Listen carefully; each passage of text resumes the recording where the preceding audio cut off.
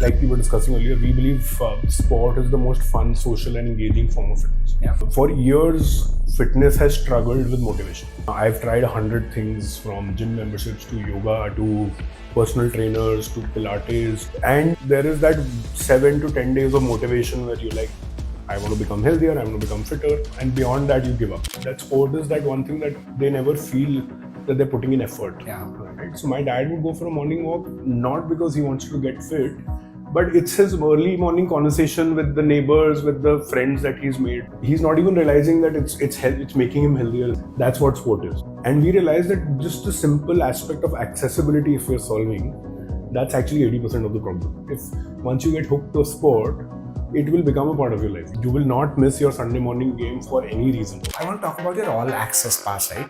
That has been a game changer, I think. A lot of features start from some insight, but actually what makes them successful is something very different that you could never even imagine. Right? I mean, that's the honest truth. Which sport do you think will capture the nation's imagination next? I think you are waiting for this question. Will it be kabaddi, badminton, cricket or something else? Badminton will always remain. Badminton will always be, I like to call it India's sport. Whoever I speak to is a little surprised by it. If you look at our numbers, our business, cricket is not India's sport. It's badminton. Ajinkya has been the face of Hudle, also as an advisor.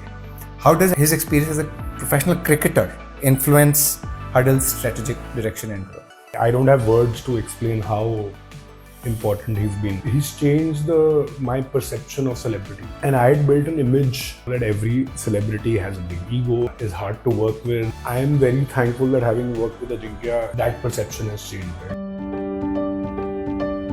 All right, fitness is not a trend anymore, at least for me.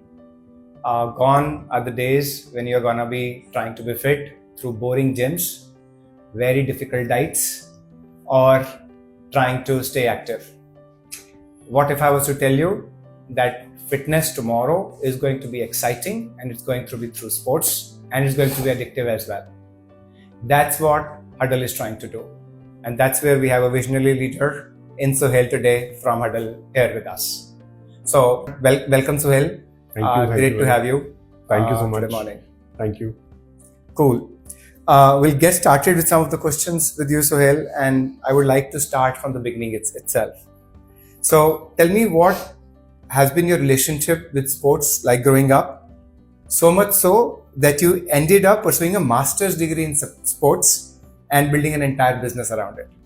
I think it's a long question of, if I had to answer what I was doing while growing up. But the master's degree in sports was more like, now today I tell people not to do it because of my experience. But, while growing up, and I think it's true for a lot of us, not just me, that school, we come back from school, we do our homework, we have lunch. The only thing that you look forward to is then in the evening going out in the society with your friends, playing whatever, right? Yeah. I mean, it could be a structured game like cricket, football, or it could be just running around, like, it could be what we used to call pakadam pakadai, or there used to be maram pitti, tennis ball pakad ke ek dusre ko maar rahe hain. But it used to be some activity where there was a winner and a loser, right? It was not unstructured ki I'm just going and just running around. And while growing up, that was, like a lot of people, that was the only thing I enjoyed, right? I mean, everything else was mundane, boring, homework, class, one period after the other. And I come from a family of academicians, right? I come from a family of intelligent people, or so to say, or conventionally intelligent people, like mathematics professors and chartered accountants and all of that, right? So for me, that world was very different. I don't know why. Maybe I saw there was supposed to be a change in the family or something, but the only thing I enjoyed was sport while growing up. And by the time I grew up a little, I was in like 11th, 12th, early days of college. I realized that, and I had the privilege to also decide that maybe if I only enjoy that, might as well make a career out of it. Do what you love. And that's how sort of the seeds were sown. I'm talking almost 20 years ago now. Had no clue what to do. I think the IPL was just about to start at that point in time. And my first experience of sport was I got an internship with the Delhi IPL team in the first IPL season, I think 2007 or 8, I don't remember. I was in college then, it was a summer internship, and all I was doing was placing Pepsi bottles in the fridge before every match. Right, and that was my first experience with sport. And I mean, I really enjoyed it. I mean, I never knew that, I'd attended cricket games before live, and nobody told me that, okay, there is a whole machinery of thousands of people making sure the stadium is ready for a game. Yeah. You don't realize that. You just go have fun and come back. So that was my journey with sport. That was my first experience with sport, and it's the only thing I've ever enjoyed. I mean, I'm truly honored and sort of lucky to be able to make that into a career. And now to be in a place where we actually help other people play, I can't imagine anything better, right? I mean, for me, there is no working hours or non-working hours. It's all play hours. It's all the same. It's all play. If you read our careers page, also the first thing is at Hudle, work is literally play. Yeah. Right? I mean, we enjoy what we do, and life couldn't be better in that sense. Oh, awesome. No, I totally relate to it. I mean, I grew up in the fields of Punjab. Yeah. Running around all the time. Yeah. And it's true. Coming home, I think the idea was always to go out and run or go for a swim in the river. Yeah. And my mom will tell me, "Pehle homework complete kar le, fir chale jana." Tube well mein jaake. Right.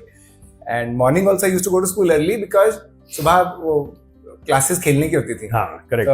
So that school just became a sandwich between that. For me, while growing up, summer vacations going to Nana Nani's house, which was also Punjab, for me, a place called Bathinda, was that वहाँ पे खेत ही खेत थे, right? So whereas in Delhi we were living in a government house, like limited space to run around, right, as kids. So there, me and my cousins would go and be like, oh, there are such big parks to just play cricket in. Right? That used to be the charm of going. That 2-3 people just playing cricket, middle of the summer, really hot, nobody cares. Right? Nobody cares. And then you jump into a tube well, and that's your swimming pool. So it's all fun and games, right? I mean, that's how sport sort of evolved for us, and that's how, at least coming back to Hudle, the idea that it doesn't matter if you're good or bad. Right? I mean. It's the act of playing and how you enjoy it and what it does, makes you feel. You might be the worst swimmer or the worst cricket player in the world. Just enjoy what you do. Just enjoy what you do. Awesome. That's the best part. Awesome. So let's start with Hudle karta kya hai? What does Hudle do? If you want to explain in your own words, and let's hear from the. Here I can explain. I was at a wedding in Dhampur last week. My wife's cousin's or nephew's wedding, and it's the toughest question to answer at a wedding. When I'm asked, what do you do? But here I can. I think this is the right forum to explain that. In a nutshell, Hudle helps people play. Right? We use technology to help people of all ages, all skill levels, play a sport. Why do we do that? Is because, like we were discussing earlier, we believe sport is the most fun, social and engaging form of fitness. Right? For years, fitness has struggled with motivation. I am the perfect example of it. I've tried 100 things, from gym memberships to yoga to personal trainers to Pilates to I don't know what else. Zumba, everything, right? And there is that 7 to 10 days of motivation where you're like, I want to become healthier, I want to become fitter. And beyond that, you give up, at least for me, right? For the longest time, I used to feel that's just me, right? That's the world is not like that. But as you grow up, as you meet more people, you realize it's a common problem. There is a reason why on 1st January gym memberships spike and then come crashing down, right? Because people just can't keep up. That's when I realized that I've never felt that way with sport. And I know a lot of friends and family and people that I grew up with, that sport is that one thing that they never feel that they're putting in effort. Right? But it's never been mainstream because it has certain challenges, right? So one, you need structured spaces, right? I want to do push-ups, I can just start doing them right here. But if I want to play a game of badminton, I need a proper court. I need more space. That is the number one challenge. The other space is most sports that are fun are group activities. They are. Right. Barring swimming, which a lot of people enjoy, nothing against swimming or golf. But the true essence of sport is competition. That's one, and the other is it's the group activities, so they're team activities, right? So if you're playing cricket, you are 11 against 11. Yeah. So all 11 of you are together also, but you're competing against the other 11. So there's competition and camaraderie. So Yeah. Right. That unique aspect means that you need to find players. So you need to find spaces, you need to find players. So that was the true insight behind Hudle, that if we can solve these problems, maybe us playing a sport can become as mainstream or even more mainstream as going to a gym or going for a morning walk. Right. And actually one of the early insights was from seeing my dad, my mom, and other people sort of from the older generation in our neighborhood, what a morning walk was for them, right? Yeah. It was actually less exercise, more social. Yeah. Right. Exercise was a byproduct. Correct. Right. So my dad would go for a morning walk not because he wants to get fit, but it's his early morning conversation with the neighbors, with the friends that he's made in the neighborhood. Right. That's the main motivator. Yeah. He's not even realizing that it's making him healthier in the process. That's what sport is, right? I go for a game of badminton. I'm not even realizing that I'm burning calories. I'm becoming fitter. I'm just having fun. That's right. So actually, the main insight was that can we replicate that morning walk for my dad and actually millions and millions of Indians? That social aspect along with fitness for the younger generation. Right, a 25-year-old, I've never gone for a morning walk, woken up at 6 a.m. Yeah. A 25-year-old today probably never does that. I could be wrong. I'm sure there are. No, I go for a morning run. I don't see 25-year-old going for a walk. So what's that hook in their lives? That's what sport is. And we are solving any challenge that anyone might face in making sport part of their lives. And that was how Hudle was born. It was obviously evolved over time, which like any business it has to. But yeah, that's long answer. But no, I think you've answered my next question also, where I was about to ask, okay, where did you get the inspiration from, or how did you get the insights to solve? I think morning walk is a great insight to solve for as well. No, awesome. So Hudle is not just helping people play, right? It's also, as you said, finding the right place, finding the right partner, finding the right equipment, etc., etc. So how do you narrow it down to these 2 or 3 pieces that you solve for? And do you personally experience these challenges to get to solve for these? See, everything that we do is about accessibility. We use the word accessibility a lot in our day-to-day work also. The first step when we started was just accessibility. That we'll figure out the tougher questions later of how do you improve a game? How do you find people of a similar skill level? The first question is, if I get you a badminton court or a football turf, or these days a pickleball court within 5 minutes of your house, will that just make you get up and go? Yeah. Right. And then figure out the rest later.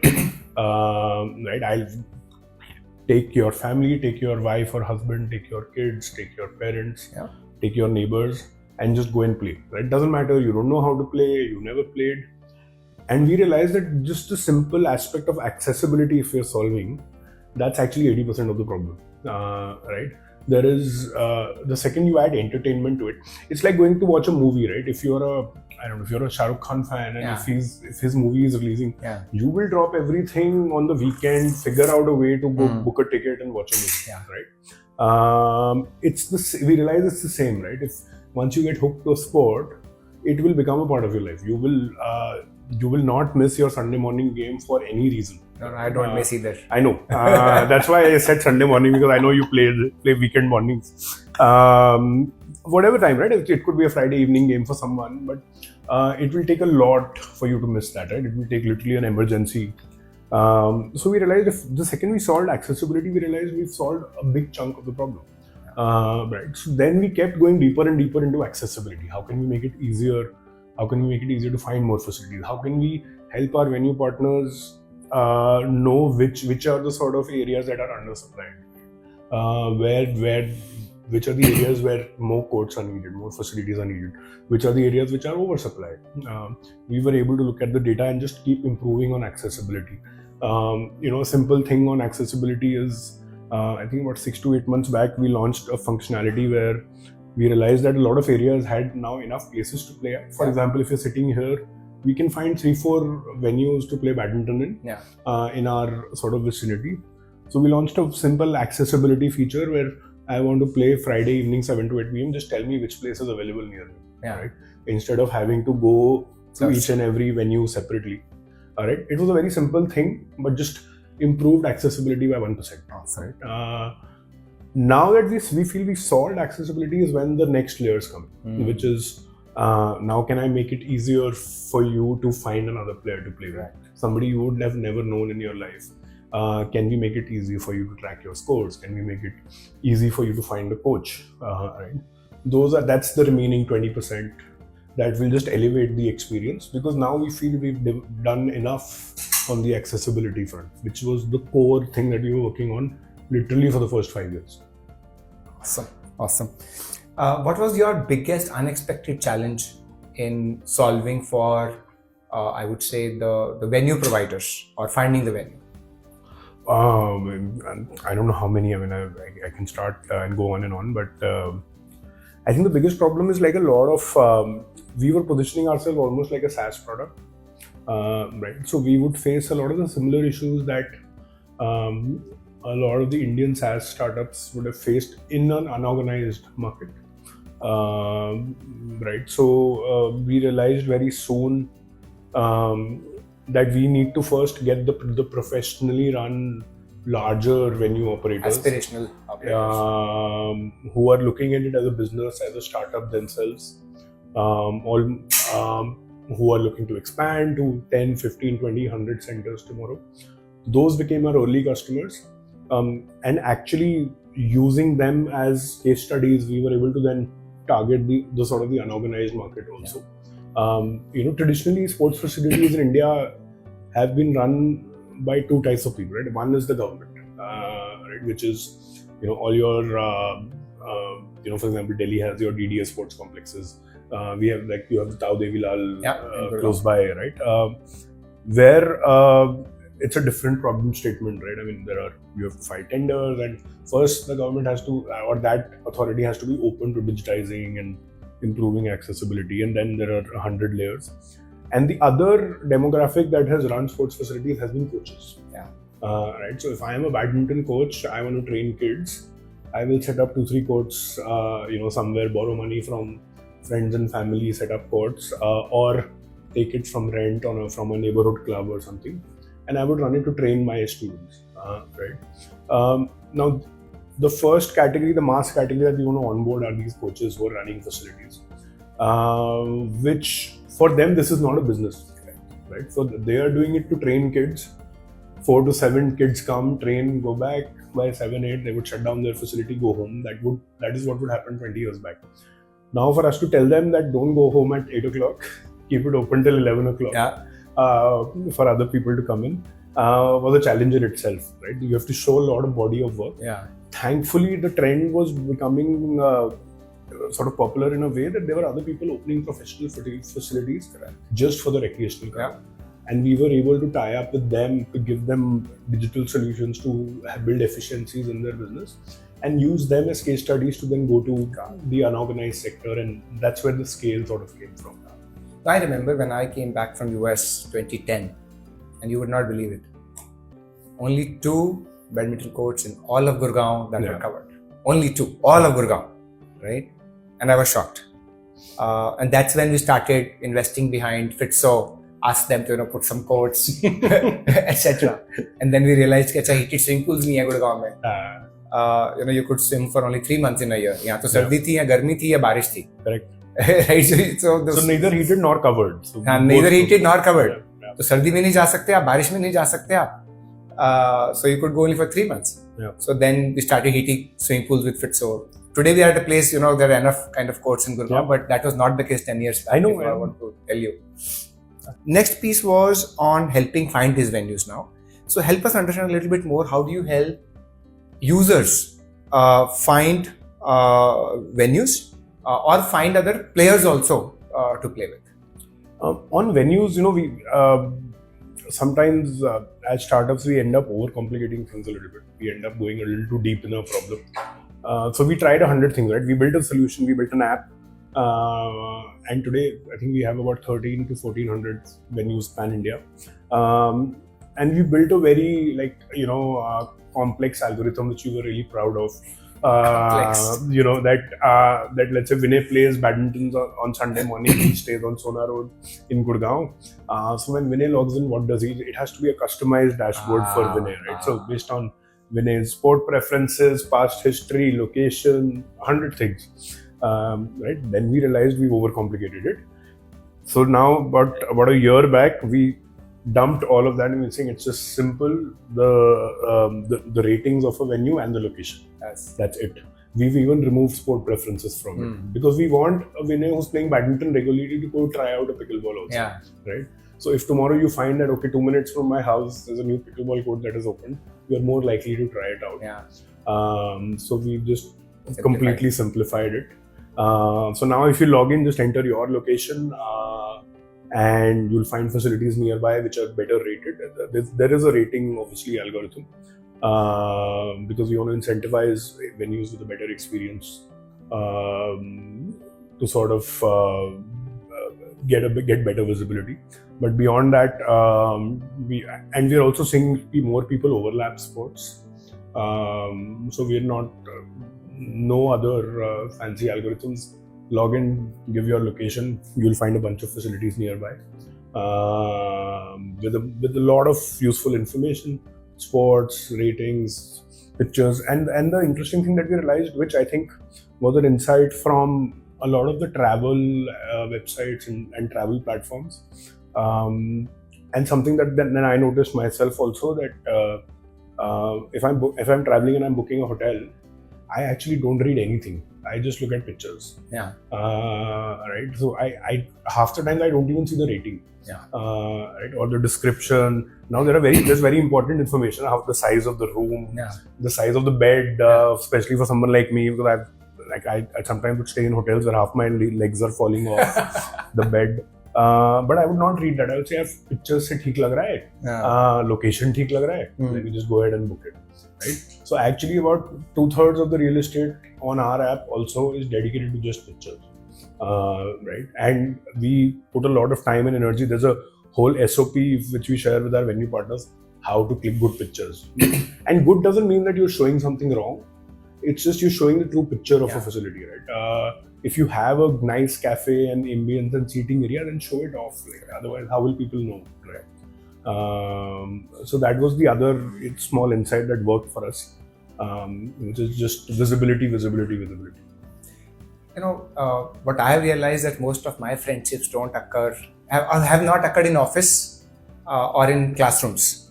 They've always occurred in the ground in the school, or on a sports facilities, or outside the office in parties. Any such stories that you have seen where people formed long-lasting relationships? There are so many. I think the best story is if you spend some time in the Hudle office these days, right? So people have whichever sport they like or they've grown up with. I think one really interesting story is that we have Annie in our team who's a basketball player, and no matter how hard she tries, basketball is not a popular recreational sport. It is not. It's so every week she's trying to put together people for a basketball game, and actually now if you see every Thursday or Friday, just among the Hudle team, 7-8 people go near our office. They book a court, and that venue that they go to has never seen so much basketball business, because just the Hudle team every week 10 people are going and playing basketball. And I am also not a basketball player, right? I mean, I'm never played basketball in my life, thought I won't enjoy it. But those are, I think if you ask those 8-10 people, that's 1 hour in the week that they now look forward to, right? And if you watch, and I'm happy to share videos, you will see that half of them don't know how to shoot a ball. Don't know. I'm sure they will kill me for this, but it's the community aspect. Don't show this podcast. So they'll see the podcast, but I won't show you the video, and they will definitely not like it. But it's and those 10 people met because they work at Hudle. But I'm sure they'll look forward to that 1 hour of basketball more than their work days. हमारे Sunday morning पूरी team जाती है. Absolutely. Right. So there are so many such stories. More and more coming up with pickleball now. I've been a tennis player, and I've played on my travels in Mumbai, Bangalore, Ahmedabad.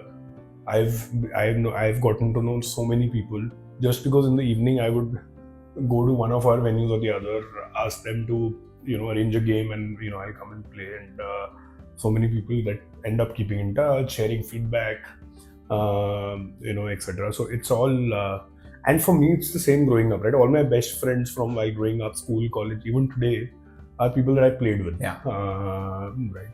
So that's a common thread throughout. No, sure. And so not everybody is lucky like you and me to grow up in Punjab, in the fields, open a lot of spaces, etc. And not everybody has grown playing up. Our parents were more focused on our education than our sports. And right, I think that's where sports has not taken off that much in India. For that generation of ours that has not grown up playing and today wants to start playing, how do you make it more inclusive for them, and how do you help them get to this being a social fitness activity yet interesting? It's we are happiest when we see people playing who are horrible at it. Actually today's generation, the best part is today's sort of adults between, I don't know what generation you call them, Gen Z, 20 to 30, 22 for 35, let's say that age group is anyway extremely confident, right? Most of them. So let's say when you were 25 or I was 25, if I didn't know how to play basketball, I would feel really conscious about going to a court in a facility where there are 100 other people doing something or the other, and I almost feel embarrassed about playing there, right? Because I don't know how to hold the ball also. I don't think today's generation is like that. They don't care, right? If they're having fun, they're having fun. If they're horrible at it, so be it. So that actually does half the job for us, right? So if they're confident enough, they don't care if they're playing badly. They're not embarrassed. I've been to the gym many a time and I can't do an exercise and everyone's looking at me. Nobody's interested. Now nobody cares, right? Which is great, which is how it should be. Other than that, how we make it easier is there are a lot of, now we have a communities, a very big stress on communities, whether that's digitally on the platform or even offline. All our initiatives, right, is very beginner and sort of intermediate player focused, right? So a lot of our venues have dedicated slots only for beginners, and dedicated communities only for beginners. And it's sort of, the idea is to introduce people to the game in a safer environment, it's still safer, but safer in the sense that they don't feel intimidated. And the truth is, it happens. The skill level sort itself out, because if I'm a beginner and I'm playing with an expert, both of us are going to have a horrible time. Right? So even the advanced players don't want to bother the beginners, and the beginners don't want to enter the advanced game, because both are happy being independent of each other. But in the next layer of our journey now, over the next couple of months, we are going to be adding a lot of science to it, where people can track scores, track their skill levels in a more scientific way, rather than just sort of meeting on the ground and finding out about it. But till now, especially with the growth of pickleball now, its sport has become a much more beginner friendly than some of the traditional sports where there is a learning curve. Right. So that's the beauty of especially pickleball. Talking about beginners, I think I have one tip when I play with beginners. I'm playing badminton, let's say, and I find a beginner is the only one I can play with. What I do is I play with my left hand. And I don't play with my right hand then. So then you're really good with your right hand, probably. Right? So left hand, it feels like a beginner because my muscle is not trained to play. Correct. Right? It's all about training of the muscle. That's actually So, a good so I idea. start playing with the left hand, and the other guy is playing. I'm horrible now, and that guy is enjoying. And I'm feeling great that my left hand is improving now. Yeah. Right? Same for tennis, same for TT, etc., etc. That's interesting, actually. And you'll realize how bad you are when you just Yeah. play with your make that one change. And you know, on the point that you made on safety or safe play, I clearly remember growing up as I wanted to go to badminton. वो एक ही court होता था and I had to be there at 4:30 AM. तो 5:30 बजे seniors आ जाते थे, वो भगा देते थे. तो हो गया तुम्हारा टाइम, जाओ स्कूल के लिए तैयार हो, निकल जाओ. राइट, शाम को यही प्रॉब्लम होती थी. Because they come from office, you have to finish your game before they hit the court, or you'll be shooed away. So I think a lot of that is changing now with more accessibility, more courts coming up. Cool. And now I want to talk about your all access pass, right? That has been a game changer, I think.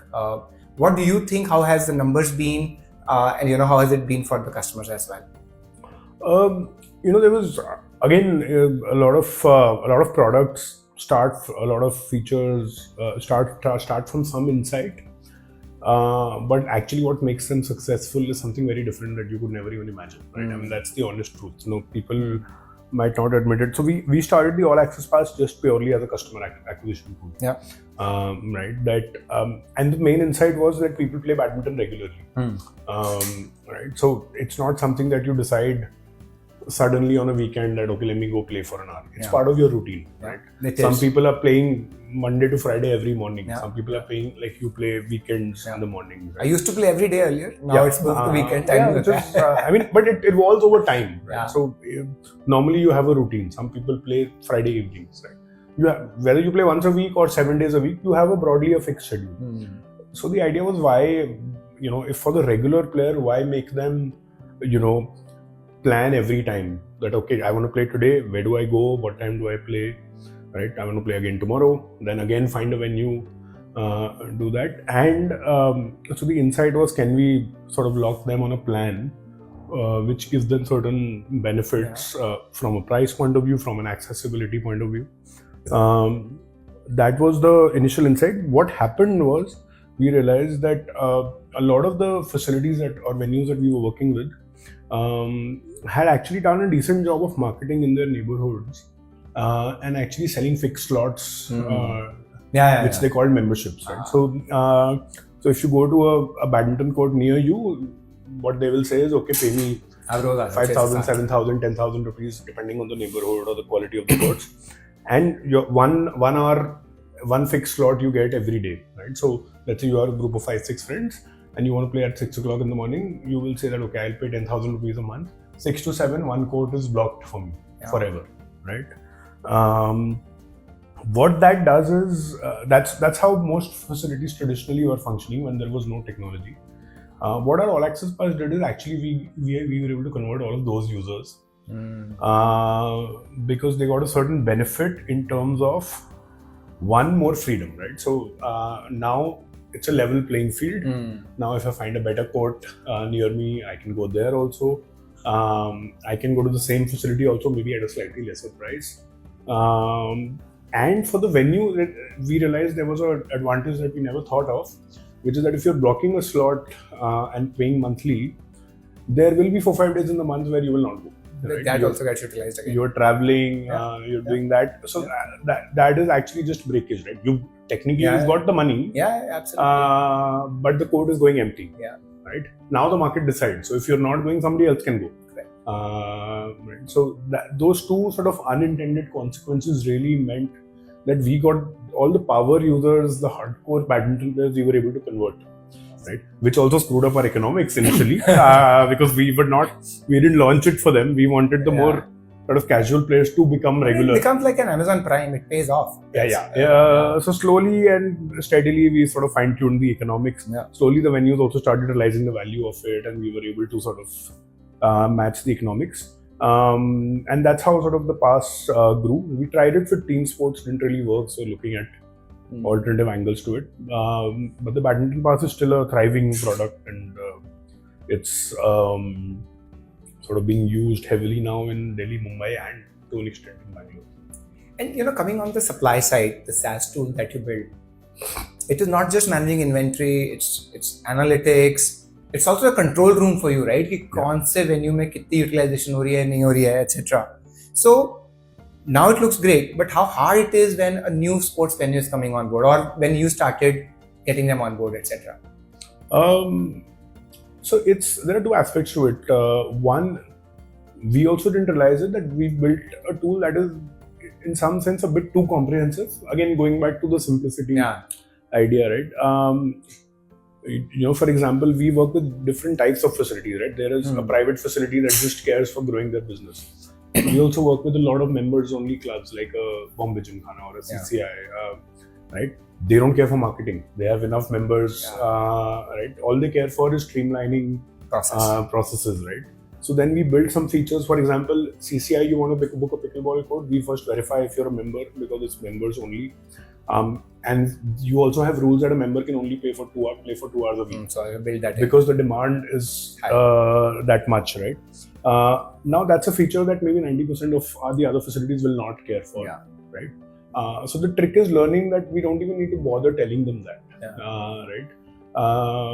If we sort of inundate them or share too much information, everybody gets confused, nothing happens, right? So it's been a big, steep learning curve for us to get to that point where we ourselves realize that we built a very complex product, which is great, but we can't show off the product to everyone. We have to pick and choose what is relevant. And if the entire team to learn that, okay, for this person, these two things are relevant, let me forget every other thing, right? Some people really value GST invoicing, that my GST invoicing is automated and at the end of the month I can download a report. Now we built that functionality, but only about 10% of our venues would be using it. And that would be true of all the major features, right? Apart from the obvious ones like booking management and confirmations, etc. I don't think there would be any functionality that would be used by more than 10% of the venues. Which earlier we used to think that why is this feature not being adopted?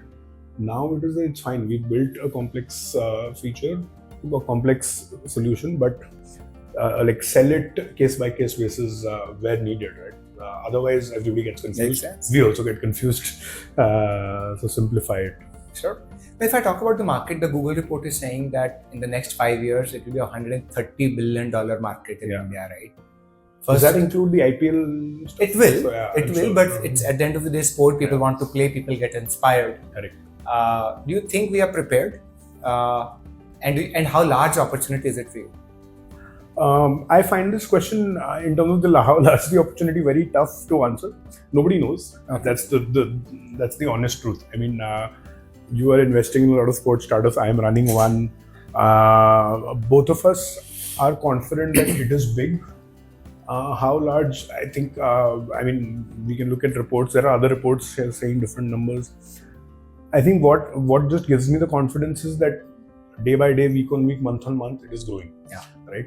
That's what my numbers are telling me. I can just take confidence in that fact that it's something that is becoming more and more mainstream. And it's growing at a faster rate. And that's where, again, the growth of pickleball and paddle is just sort of made it significantly faster, the growth. Right? And at the end of the day, we are in a real estate business, right? Whether we like it or not. We are fighting for space from 100 other things, right? So what pickleball has done is just made the real estate equation a lot more lucrative and manageable, which means growth can happen faster. And we are looking at the numbers grow. Now, how large it can become is a function of how many people with enough disposable income to spend 5,000 to 10,000 rupees a year on health and fitness, right?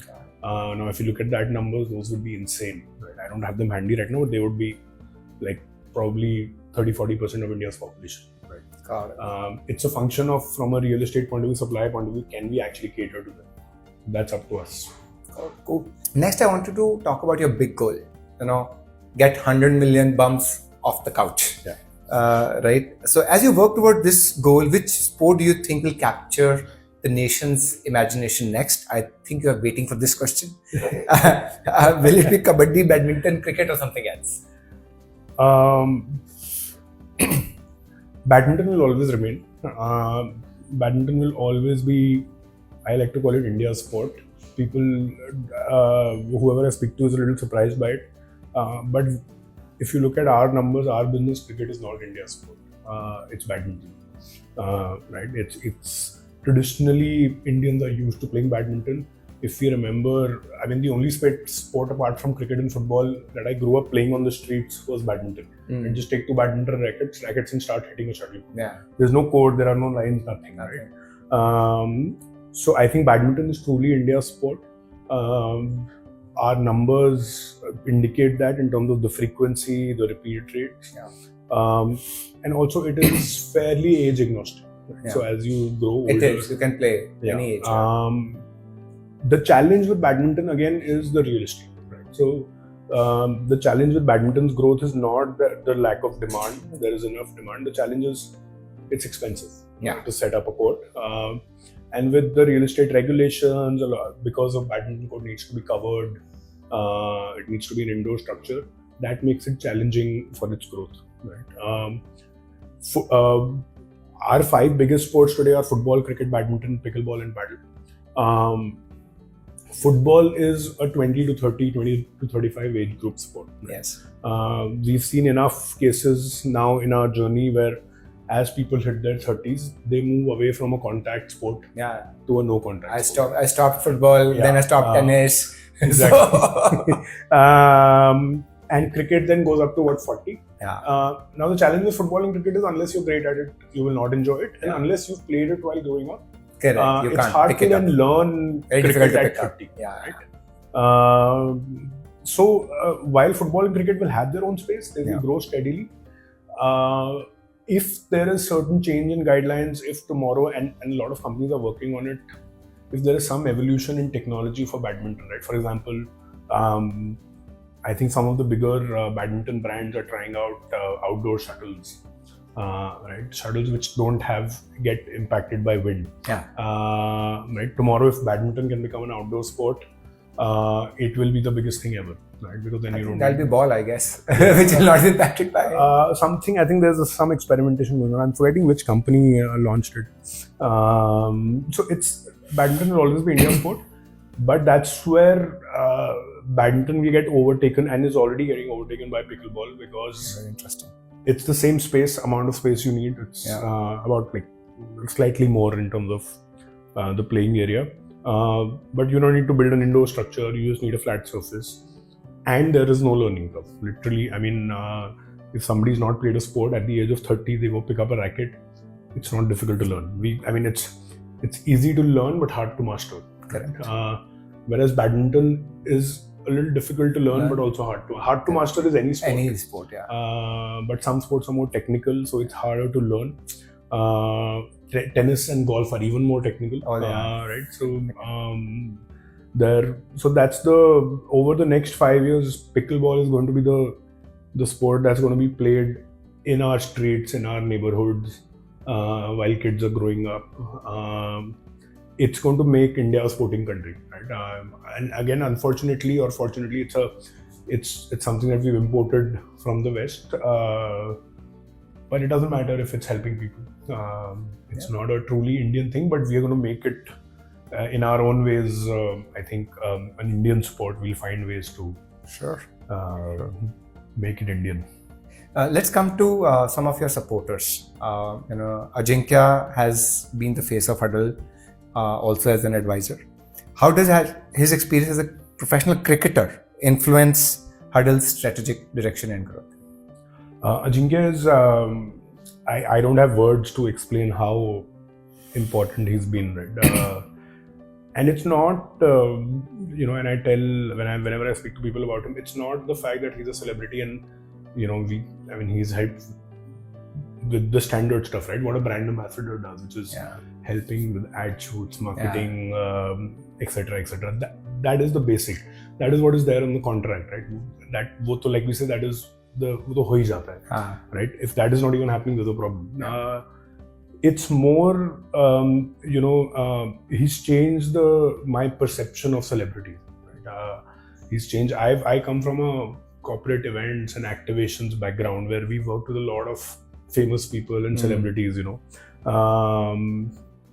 I had built an image that every celebrity has a big ego, is hard to work with, they have very sort of strange demands, right?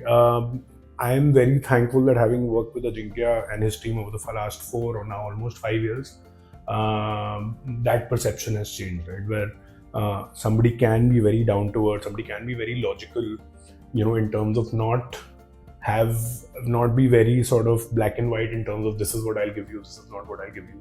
There is a discussion every time, share relevant ideas, actually care for the business that they're a part of. Which has been sort of truly refreshing.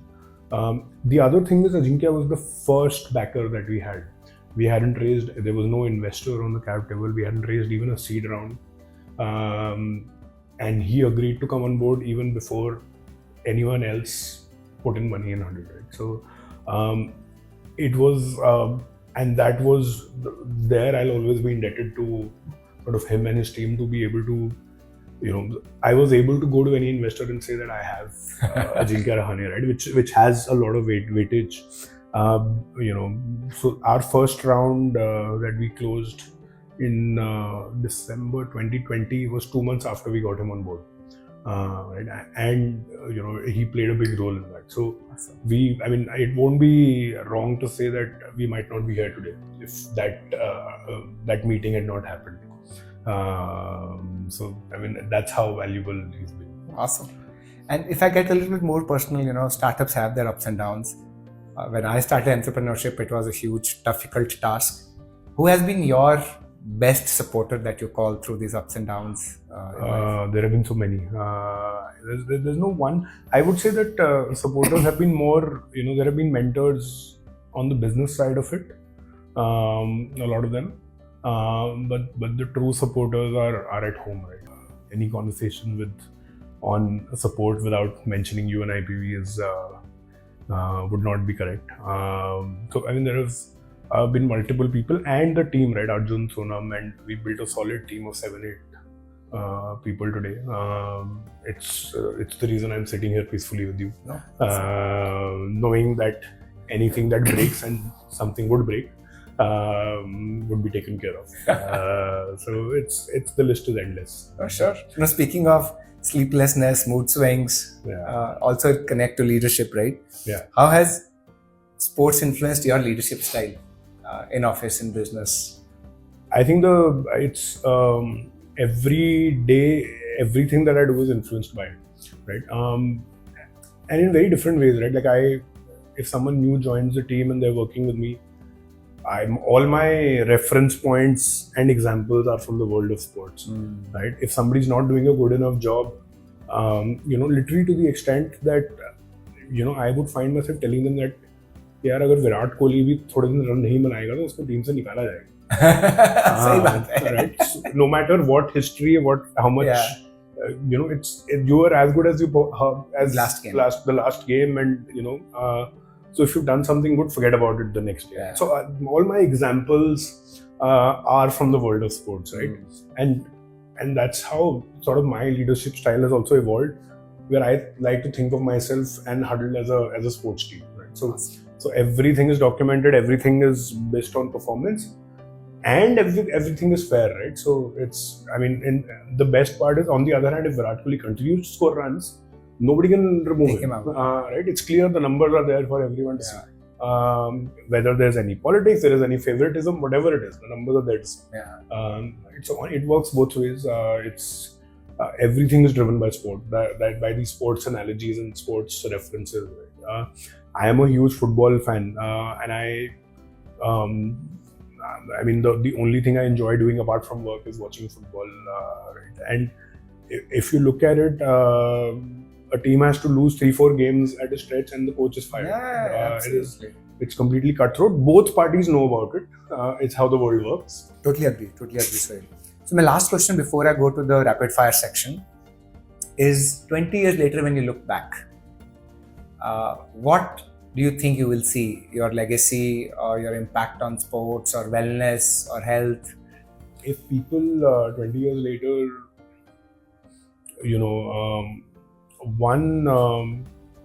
sports is sort of playing or playing more than sport is sort of as mainstream and as part of our common psyche as almost sleeping and waking up, almost eating breakfast in the morning, right? It's which will be evident in our day-to-day culture and conversations with people, right? I'm happiest when somebody tells me, "Yeah, I can't meet at 6 o'clock today. I have a game," right? I want to have more and more such conversations, right? Yes, which is becoming mainstream. No data, it'll just day-to-day conversations in with people. You'll start seeing more and more, cultural references. For example, TV shows and movies will start incorporating, sports. I don't know who was telling me there's a movie coming out where I think the two sort of main heroes are playing pickleball in the movie, a Bollywood movie. So I think those references, it becomes a part of life, absolutely. right? So I think I would like to see that. In terms of from a Hudle perspective, I was boarding a flight recently, and I was in that bus going to the flight, and somebody, and this was in Ahmedabad, and we're fairly new in Ahmedabad, like we're 6 months old. And this guy told me, "Are you from Hudle?" I said, "Yeah." And he was a customer, and he was really appreciative of it, and he also gave me some good feedback. And I came back and told 100 people, somebody in Ahmedabad, like we have a customer in Ahmedabad. Everybody's like, "Yeah, of course we have customers in Ahmedabad." I'm like, "No, but now I have proof. Somebody spoke to me." So that if that becomes like a common thing, right? Like Amazon or Flipkart or Zomato, or brands that have become part of our daily lives. True success would be if Hudle also becomes a part of people's daily lives. It's absolutely a necessity. I think this thing. You're right. And both are linked in a way. I think a lot of the leadership movies are built on sports. In fact, last week, my own team recommended a sports movie for leadership. So I was watching it yesterday night. Which flying? It was a Walt Disney movie. The Titans are coming. It's an American football coach game. Denzel Washington and absolutely, it's great. That guy looks so young as a football coach. I've not seen that older movie so far. All right, let's shift to the rapid fire round. So, a morning person or a night owl? Night owl always. 12:30 की report देखनी है. So, what's your go-to comfort food? There's so many. It depends on the day, but I am a hardcore non-vegetarian, so it'll probably be like